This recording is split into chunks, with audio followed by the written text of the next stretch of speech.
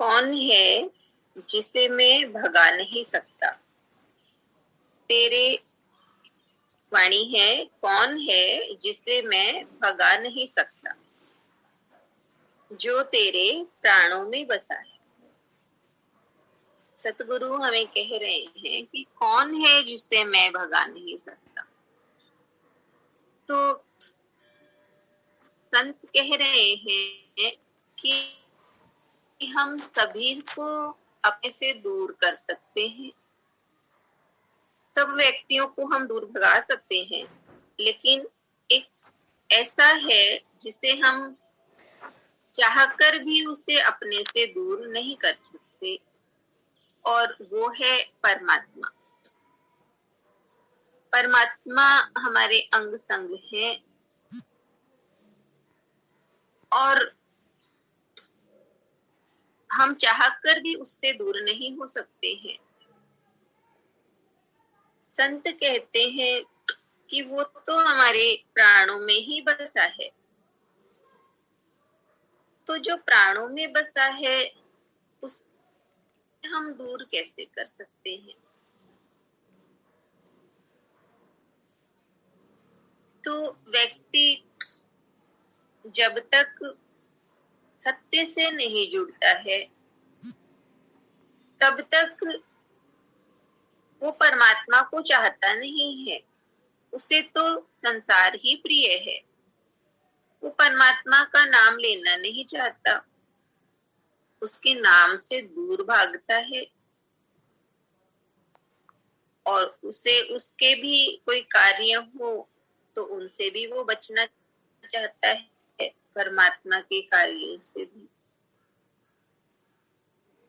लेकिन फिर भी ये सब करके भी वो परमात्मा को अपने से दूर नहीं कर सकता, क्योंकि परमात्मा के कारण ही उसका अस्तित्व है।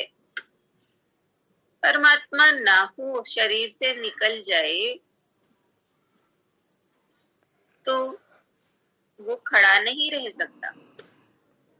इसलिए संत हमें कहते हैं कि जब ईश्वर को बाध करके हम जीवन जीते हैं तो हमें कष्ट ही कष्ट घेर लेते हैं,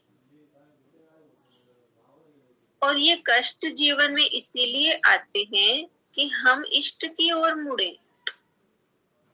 हम देखें कि हमें कष्ट मिल रहा है तो वो इसलिए मिल रहा है कि हम अकेले अपने आप को अकेला मानते हैं, और वो कष्ट कहते हैं कि तू अपने इष्ट की ओर मुड़। इष्ट का साथ ले तो कष्ट रहेंगे नहीं, और इष्ट के साथ से ही जीवन का आनंद हम ले पाएंगे। इष्ट को भूलने के कारण ही कष्ट जीवन में है। तो संत कहते हैं कि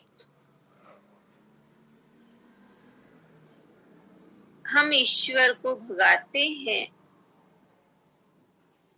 तो क्या ही अच्छा होता कि अगर हम इष्ट के साथ जीवन जिए।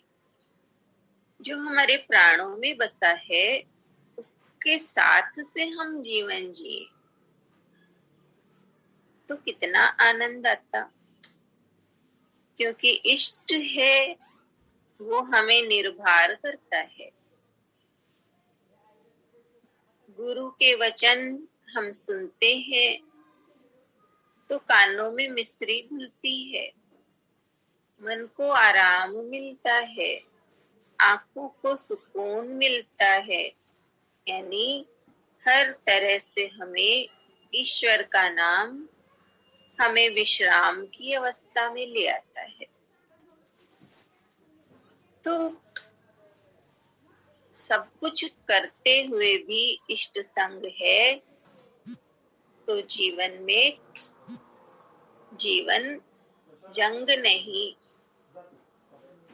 क्योंकि ईश्वर संग है। जंग तभी तक है जब तक उसका संग नहीं। फिर संघर्ष में भी उसके संग से संघर्ष में भी हर्ष बना रहता है। इसलिए संत हमें वाणी में कह रहे हैं कि कौन है जिसे मैं भगा नहीं सकता। जो भी व्यक्ति हमें अप्रिय लगे उन्हें हम अपने से दूर कर सकते हैं, लेकिन ईश्वर को हम अपने से दूर नहीं कर सकते। जैसे हवा को, फूल से सुगंध को कोई अलग नहीं कर सकता, वायु को कोई दूर नहीं कर सकता, हमारी श्वासों को शरीर से हम दूर नहीं कर सकते, उसी तरह श्वास रूप में जो परमात्मा बसा है हमारे हृदय में, हमारे भीतर, उसे हम नहीं दूर कर सकते। दूर करने की बजाय उसे हम अपने पास बुलाएं, उसके संग से हम जीवन जिए। हरि ओम।